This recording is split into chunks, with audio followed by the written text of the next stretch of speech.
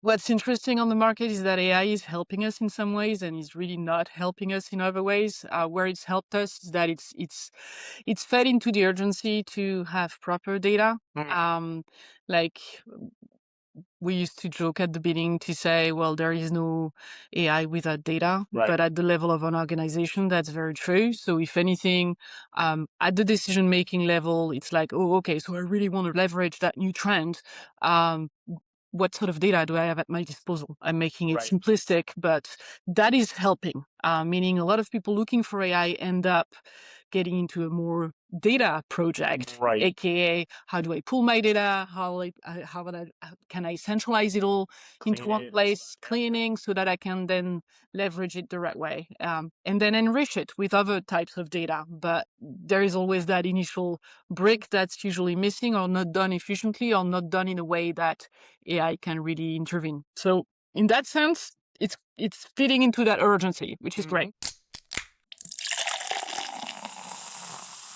Welcome to the Data Brew podcast. My name is Telmo Silva. I'm the CEO of ClicData, and this is a podcast about how data and technology actually meet. How they used in real business world scenarios, and it's made for data people, CEO founders. I sit down with industry experts and companies that basically are willing to talk about anything related to technology, data, AI, and their business. Today, I guess I'm lucky because I get to see her every day around ClicData. But I'm joined by Hélène Clary. She's the CRO and co-founder of ClicData. Thank you, Hélène, for being here. Thanks for having me. Excellent. Um, Hélène, before everything, people that will be listening to this podcast and hear it or view it, they'll probably do the research and they know who you are. But give us an introduction of who you are, what you do at ClicData, and your history since you got to Of ClicData. course. Wow, that's a lot of Yeah, questions I in know. one. I know. This is it. So today I'm in charge of growing the business across the multiple markets of ClicData, but we're having that a bit focused on both sides on the Atlantic, basically. One is NORAM Canada, which is our largest region, and then we have on the European side, I still count UK in Europe. We have the UK, the Netherlands, and France as our major market, also where we have people taking care of business. So that's for what I do these days. And a little bit of story. I'm a marketing native born, definitely not digital native. I grew in marketing for pharma, which was not only non-digital, but also highly regulated, which did limit the creativity of it. But because I was handling marketing from the headquarters of multiple pharmaceutical companies, I learned to serve the affiliates to support sales. So I've always been at the marketing side of things that is in support of sales, which is an important point. There was never war between those two teams. And I did that in multiple countries, namely Germany, Mexico, Canada, and then back in France for multiple types of audiences, initially more for doctors based on the areas that I was in, and then rather pharmacists and hospitals when I was back in France. So, and then I was lucky to co-found ClicData, where it was from a skill and experience standpoint, a completely turn when you had to do with marketing specifically, because it had to be fully digital. Our mandate has always been, still is today, to make data management and data analytics accessible. And part of that came to how we were going to propose it to the market. And our take was to make it accessible from almost an educational standpoint, like not going door to door and pushing in the face of people. Data was a big buzzword, just like AI is today. But we felt that a lot of organizations still didn't know how to take advantage of it, if I was to put it this way. So we decided to do it the marketing way, releasing content, explaining to people what would be the best way, what they should be measuring, and all of that good stuff, so to get them acquainted with the topic, not just with the product. So that was a very inbound marketing approach, which was the birth of inbound at the time, so it made sense as well from a marketing standpoint. And then it went eventually. We were looking to accelerate, so that was the whole merge or transition, however you want to call it, from marketing to sales.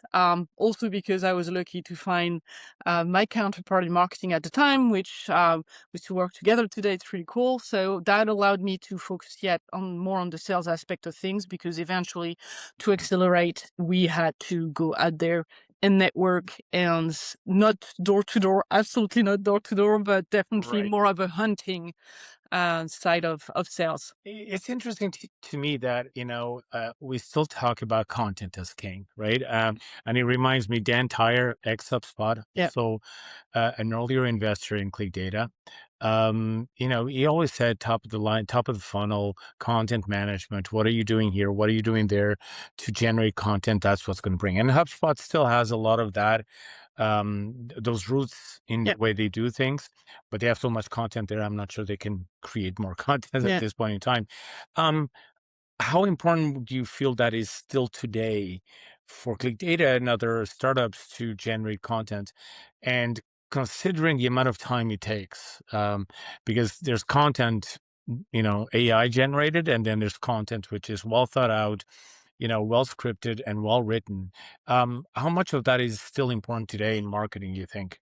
I'd say very much depends on your audience. Our experience still today is that even though attribution has become challenging because all the channels are being leveraged, we find that when we're dealing with more technical audiences, specifically in our case, the data people, they still shop a lot for what we do based on content that they find, whether they search organically or through their communities. And so for that aspect, any lead gen activities for this audience is still very much content driven. Whereas when we're talking to more of the business community, like your LinkedIn user, for example, but any C-level that relies on data teams to make those projects happen, those guys would rely on other types of channels, namely the events and the ads. You don't see any data Let's people go on the down. ads, yeah, and this type of lead gen activity. So to answer your question, yes, content is absolutely relevant, especially if you're going after a technical audience, because they tend to rely more on that technical quality in articles and expertise than any advertising of any kind. It's building confidence in them. And I remember back in our pharma days, that was still a question back then, right? Because in pharmaceutical, as you said, highly regulated, you cannot be selling directly to the doctors, to the Yeah. prescribers. You're selling very much indirectly. You're trying to convince them. And there was a big movement, and I'm not quite sure if that has ever panned out, as I've personally been out, and you as well, out of that world, that the role of the sales teams, the business development of pharma, should be one of assisting the doctors with technical documentation, with medication information, basic and medical info, and things like that, and being more of a trusted advisor rather than a salesperson, right? It's definitely more of a consultative Right. approach than a pushy sales approach. Right. And that's how we position the salespeople at ClickData. That's how I sell and how everybody in the sales team sell. We're here to facilitate their data project by pulling the right resource, including the right product, for the project to come to completion. That's kind of what I was calling earlier educational as well. It's Right. like, okay, we'll pull the right resource, and in that aspect, content plays a big role as well. Absolutely. It's not just at the beginning of the journey, but also during the journey, from the first conversation all the way to becoming a user, leveraging that content so that we drive it home. But for them, it's Right. having the right resources, basically, to know a bit more Now, to when proceed. we talk about that, we've always kind of, you and I, it's not that we've had differences of opinions, but we definitely had lengthy discussions about inbound, outbound, Yeah. right? And one of the challenges is how can we do outbound, right? Make ourselves aware, right? If we build content, it's kind of like, oh, let's build it and they will come. and that rarely happens, right? So then you spend money on Google Ads and things like that, and SEO and organic searches and things like that. But outbound is still a channel, and I see it on LinkedIn every day. One day is outbound is dead, the other day outbound is very much alive, right? And then AI generated a new type of fake outbound, which is generating LinkedIn requests and introductions and emails and AI generated emails in a way that doesn't even involve people. Where does outbound sit right now in your head, like in terms of whether it's for ClicData or if you were to manage another business? Where do you think outbound sits? And again, I know you're going to tell me depends on the sector and all that, but let's stick with SaaS and I wouldn't say it depends on the sector, but it definitely depends on the countries. But I'll get to that okay, right after.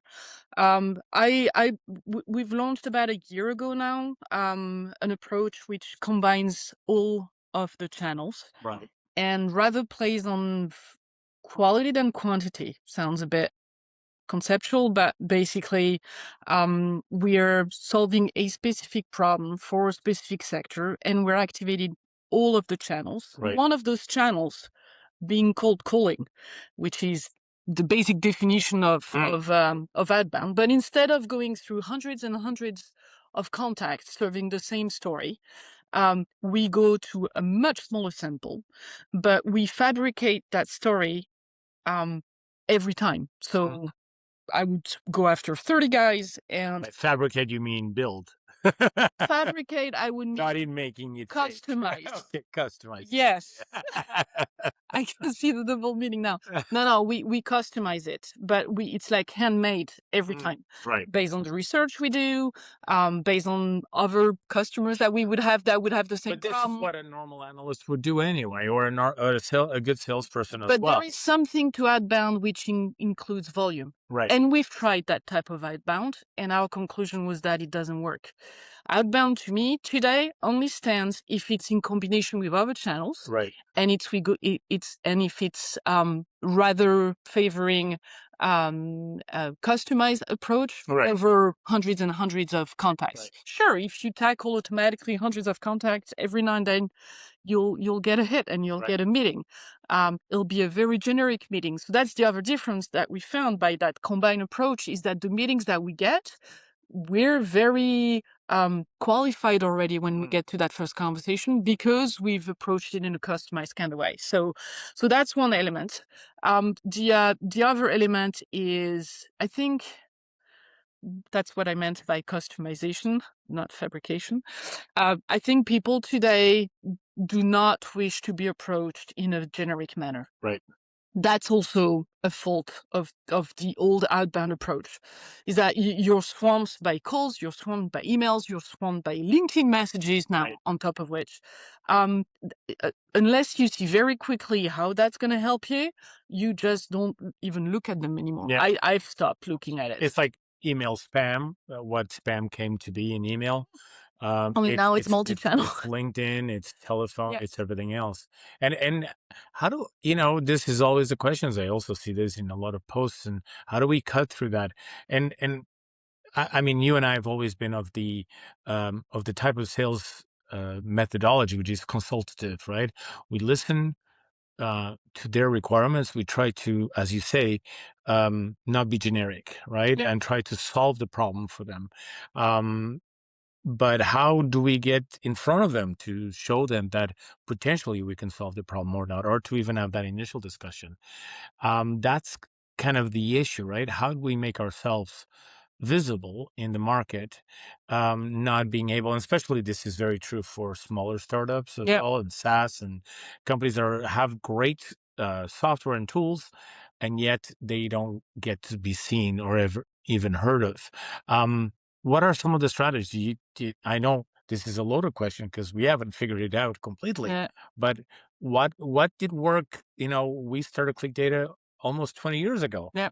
what worked at the beginning that's not working now, and what's working now potentially that would never work at the beginning? I don't know. I Are there think, lessons learned there yeah, I think content quality is the baseline. at the And baseline? that piece is actually true for all the markets, the countries. I think it's one of the things that gives you credibility, Right. even though that's not what's going to get the lead in the first place. Hmm. Once they get to know the vendor and us specifically, that really reinforce that, okay, it's not just like I'm not at the market buying potatoes. I see the expertise, I feel the expertise, I can read it Mm. across the channel. So that would be almost like a bottom line. Right. And then depending on the markets and also the personas, obviously, that you're talking to, you can leverage all or some of the channels. For example, I've experienced specifically in France and the UK, even more in the UK, a strong excitement for events. People want to see people, and they like to network. So being there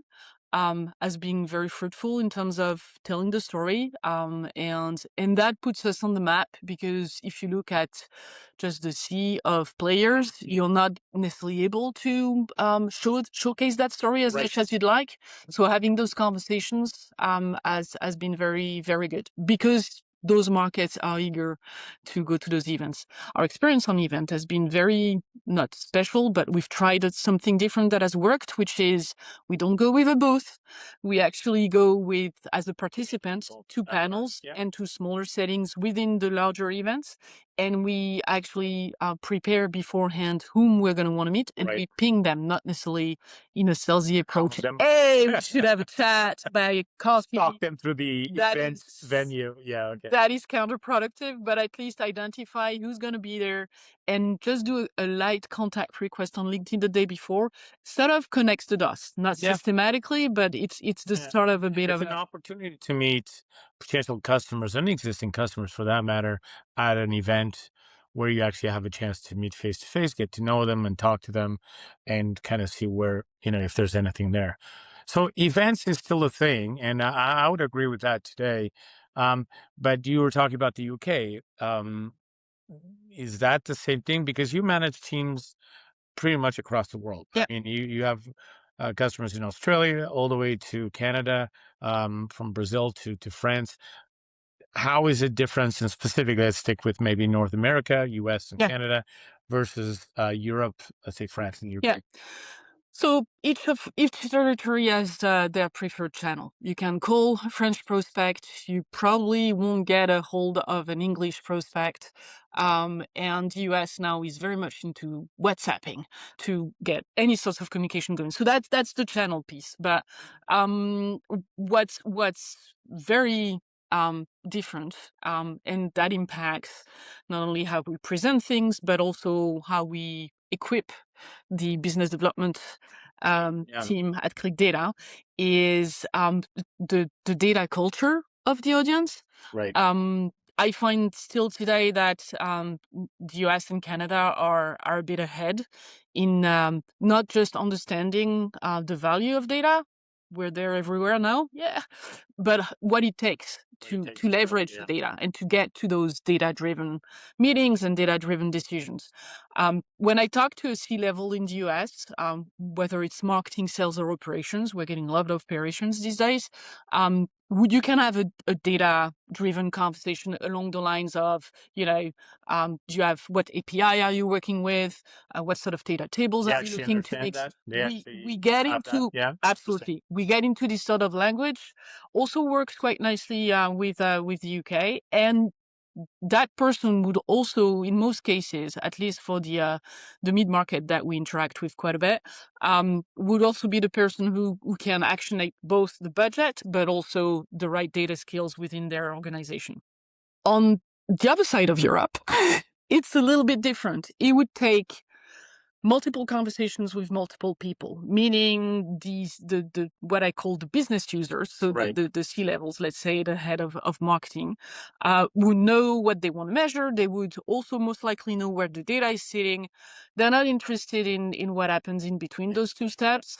You definitely don't want to have a data management, a data flow pipeline conversation, because it might scare them away. I find that those prospects still today are more interested in the deliverable, Right. the visible part of Portion of the it. Yeah. Yeah. portion of the exercise. So whether it's the dashboard or the reports or the collaboration around all of that, or Yeah. most recently, frequently, can you do AI for me so I can get the answers to my Hey, questions on we the spot? lasted almost half the podcast without mentioning the word AI, Yeah. or maybe I did. So that's great. So and for those guys, they would have those needs, but Mm. they would not be interested in the recipe. It's almost like I find that at the end of the day, especially in France, it's not a technology Yeah. decision. Yeah. It's a trust, quality of service, and Right. quality of the output kind There's of a lot more decision. service involved in terms of Absolutely. implementing data and BI. Absolutely. Now, you mentioned AI, and I was trying to avoid AI until as late as possible because I don't that's think we can. these podcasts always end up talking about that. Yeah. In terms of, so it's kind of two things that I'd like to ask. The first one is, how has AI influenced you or impacted sales and marketing, specifically sales, when trying to sell a platform such as ours? But I'm assuming a lot of SaaS companies, a lot of software vendors are in the same boat. Maybe potentially not in the BI world, but selling their own tools, etc.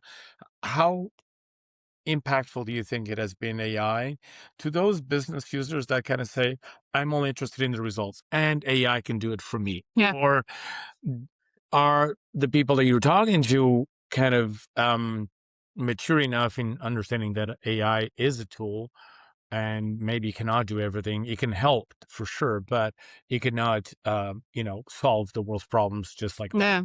Yeah. Where are you on that?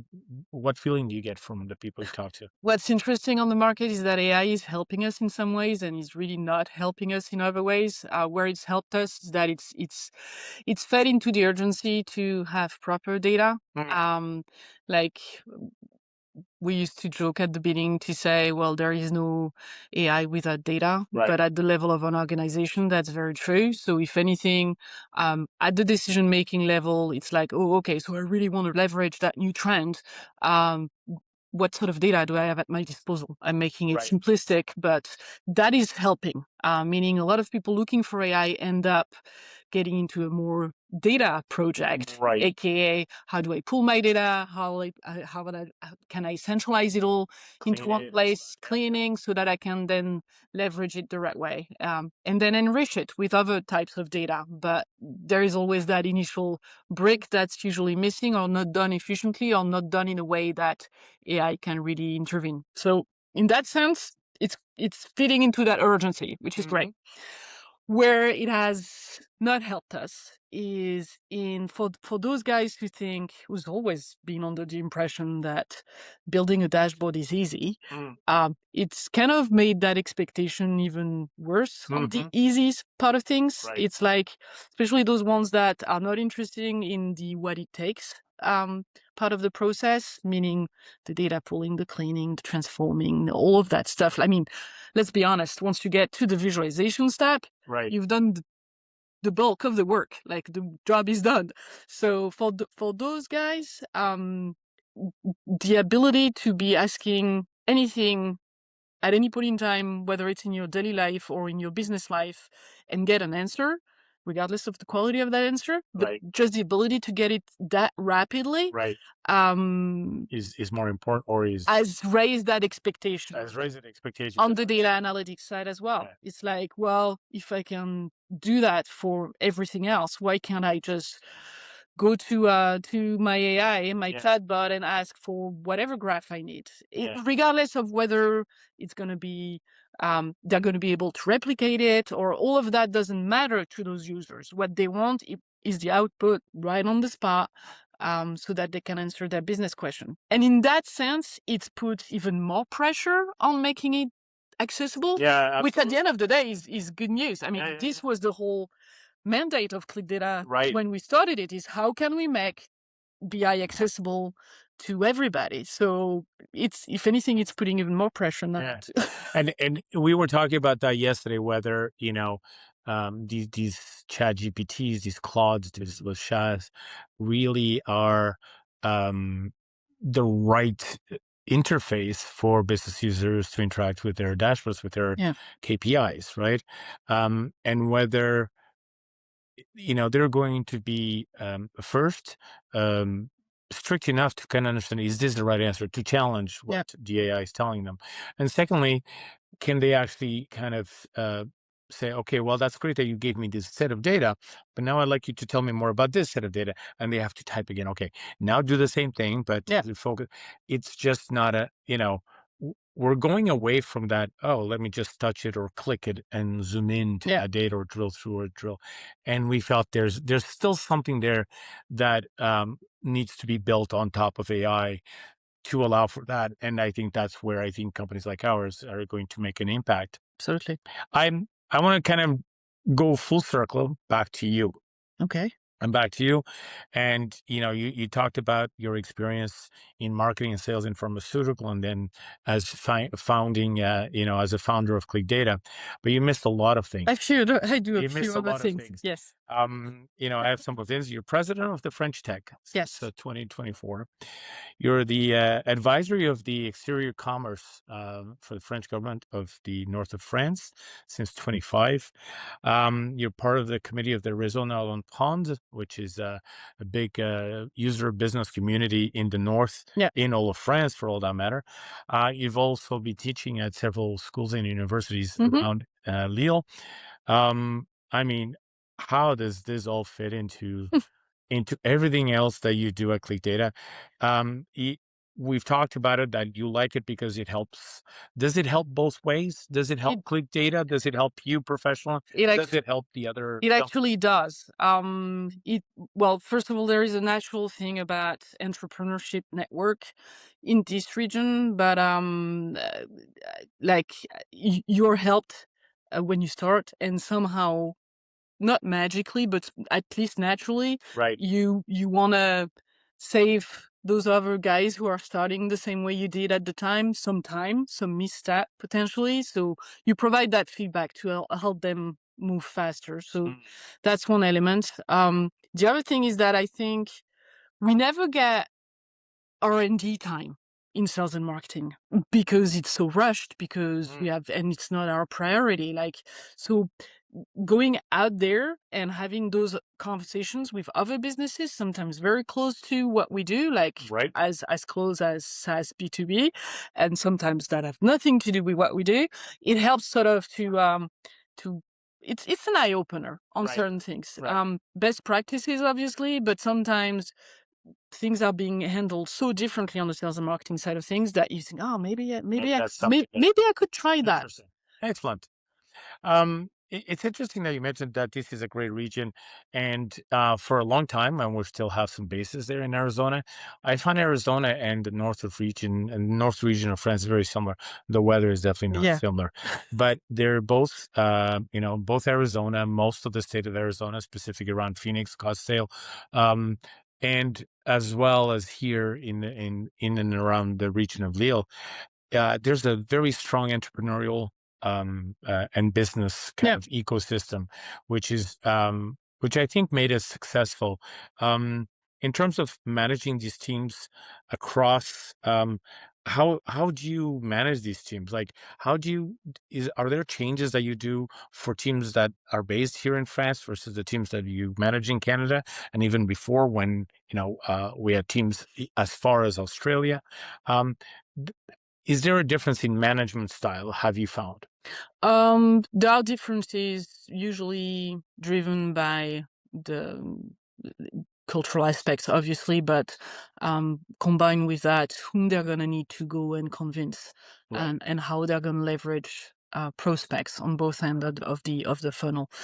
So that means adapting the messaging and all of that good stuff, and the tools and how we talk. Like, we are developing two different sets or more of tools depending on which market we're trying to right. convince. So what's common though, in that sales management, is a sweet mix of I like to call it a sweet mix of care and spanking at the same time, because I think you need to constantly challenge a salesperson, Right, and that's true regardless of the country, right. while always being there as support and making that support recurring.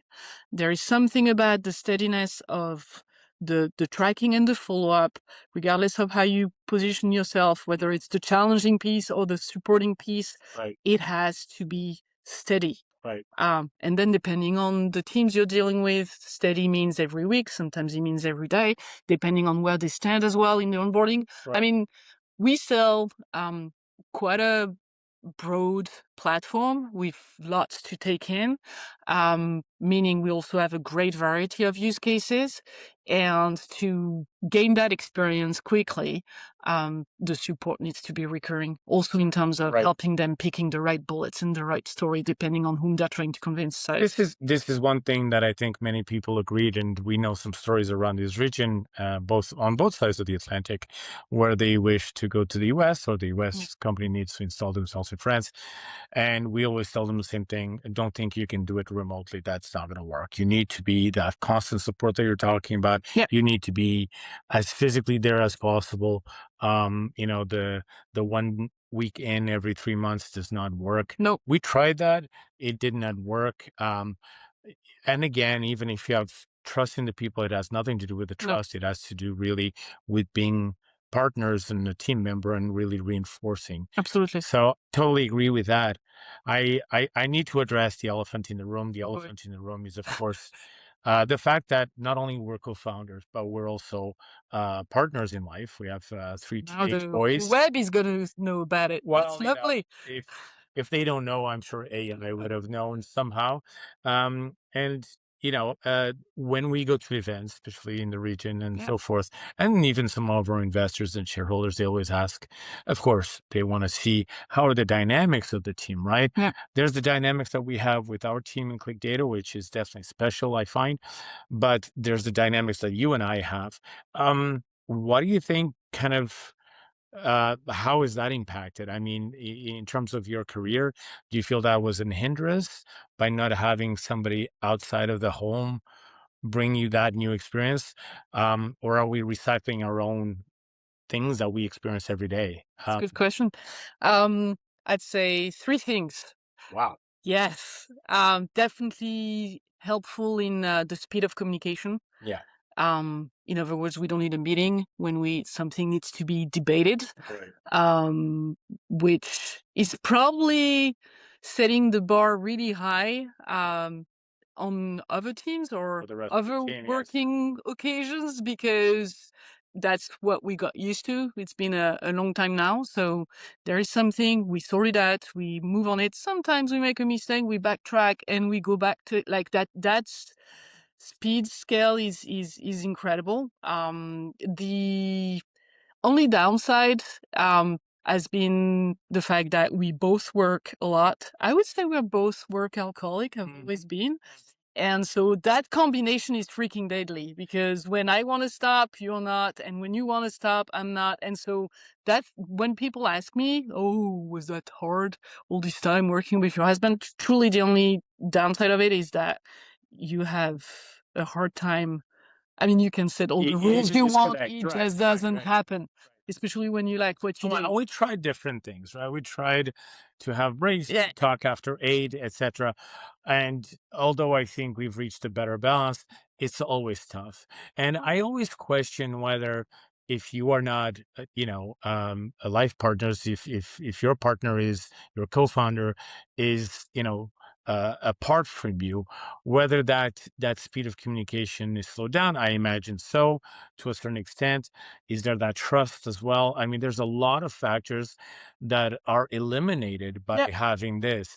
But by the same token, I think we get tired as well faster. And I've never realized that, but what you just said is very true. Is we probably have those expectations that the teams Yeah. will react and understand and communicate just as quickly, No, there is right? another, that was my third point. There is another positive impact though on the team, is that I believe, because of, like, when I talk about my kids and I talk about my actual kids, I also talk about my ClicData kids. I think there is a component of it, which is that family atmosphere. That's, Hmm. it's still very much, I find, of a Right. family business, even though that's not how we present it. Right. Like, potentially that contributed. It's like we have high speed expectation, but there is a bit of a caring component of it, Yeah, which is definitely which there. transpires, Yeah, right, through yeah, our daily yeah. rage. All right, and this is the last elephant in the room. How We many we elephants are have a we lot of talking elephants. about? There's that old joke, how many elephants you can fit in a small car? Yeah, okay. Two in the front, two in the back, right? The other elephant is we did get acquired last year, Yep, so we've been founding members and shareholders for a long time, and now we are leading ClicData as part of the Team System Group, which is an amazing opportunity. We both agree to it, so absolutely. we are agreeing. Um, how do you feel that's going to impact us? And it's still early in the relationship. It's still early. We've advanced a lot together as Team System ClicData, but how do you think that's going to impact us in the future in terms of sales and marketing again? Especially, I guess Team System is an Italian group company, but they're expanding rapidly. Yeah. So from a sales standpoint,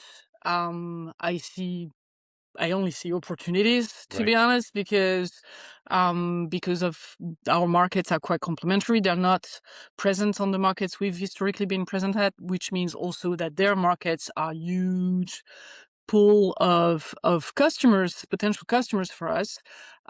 Not easy ones because we're talking about South Europe, which is very much along the same trends as France. Pro- Most likely more interested in deliverables than the actual product. Services, But that's the yeah. piece that I really like as well, because it means that we need to present things a bit differently. We need to work with the ecosystem of system integrators Right. and all of that good stuff. So that aspect, super interesting. I'm not even tackling the fact that um, Italian teams have proven to work differently than all of the other teams that I've worked with so far. So that's my personal liking of it, working on my Italian. So that's the positive. Where a bit concerned is more of the time is going to take. That's huge animal that a large company is, and we've been there before ClicData, so we know the corporate impact. And that is even more reinforced in the case of Team System because they keep acquiring very, very fast. So there is a bit of that. I find a lot of silos, not of data, of people, which is kind of our job, which in that sense is also fun to tackle. It's kind of Right. our job to glue together and make Right. sure people Absolutely. talk to each Yeah. other. So it just makes things slower than I'm used to. Yeah. But again, I think our speed scale is probably not proper. So Yeah. I it's think we've always been faster than most companies in a sense, and I think now being integrated is gonna that's definitely a challenge. What I like about it is the foundation that it brings us, which is a very absolutely. solid foundation, built on AI, built on data, built on they have we're part of the group of data and AI, which is an amazing group. So Mhm. I see some great things in the future for us. I think what we have to do is now kind of take our successes and their successes and kind of merge them together, And shake it but up. that's a lot of more people to talk to Yeah. and convince, whereas before the communication was so much more direct. So Yeah. great. Thank you very much for your time. Thanks again to Fun. spend some time. Hopefully we'll do another podcast on a totally different subject, Awesome. maybe without AI. In the meantime, I want to thank all our viewers and listeners as well for this podcast. Thank you very much. Always happy to have new guests. So if you're interested in participating, talking shop, data, AI, technology, business, SaaS, startups, anything about this that we love so much, please reach out to me. Send me an email at telmo.silva@clickdata.com. Until next time, this is the Data Brew Podcast.